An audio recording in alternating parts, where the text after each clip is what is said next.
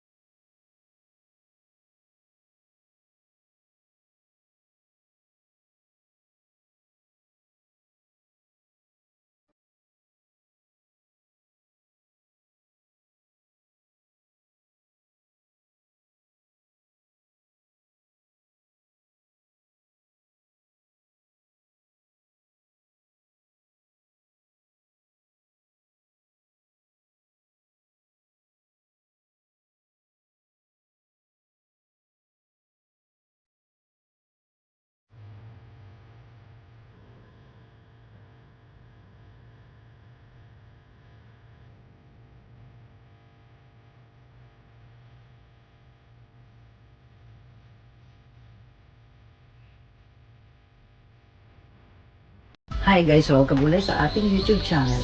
Ayan guys, nagustuhan nyo ba ang ating recipe ngayong araw nito? Ang ating killer adobong baboy. Ayan guys, kung gustuhan nyo, syempre, pakisubscribe, like, share, at comment na rin po. Syempre, pakipindot na rin po ang ating bell button para lagi kayong updated sa ating mga bagong videos. Ayan guys, bago tayo magtapos, syempre, magsha-shoutout muna tayo. Syempre, meron akong kode ko dito.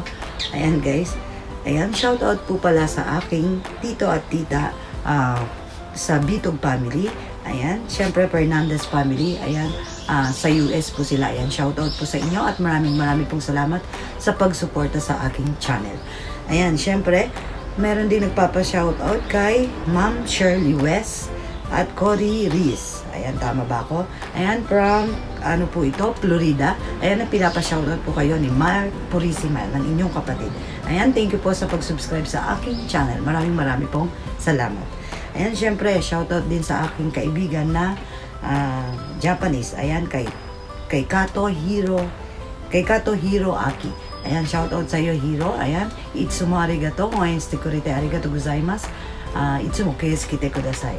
Ayan, maraming salamat sa iyo. Ayan, syempre, shoutout din kay Ma'am Tismo R. Aarons. Ayan, meron po siyang guys, YouTube channel din. Ayan, magaganda po ang kanyang content. Syempre, tungkol sa farming. Siguro yun eh. Alam ko kasi napanood ko yung ano niya. Ang gaganda po ng content niya. I-visit niyo po siya sa kanyang YouTube channel. Ayan, ito po ang nasa ating screen. Ilalagay ko po at paki-visit na lang po at paki-subscribe na rin po kung magugustuhan niyo ang kanyang mga content. Ayan, syempre, shoutout din sa aking kaibigan na si Marie Chris Fernandez. Ayan, shoutout sa iyo, Bes, at palaging salamat sa pagsuporta sa akin. At syempre, maraming salamat din sa aking best friend na si Ning Patismo. Ayan, thank you very much. Ayan, inuulit ko po, visit po si Ma'am Tismo Aarons World sa kanyang YouTube channel.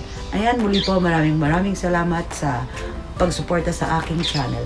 Ayan, thank you very much.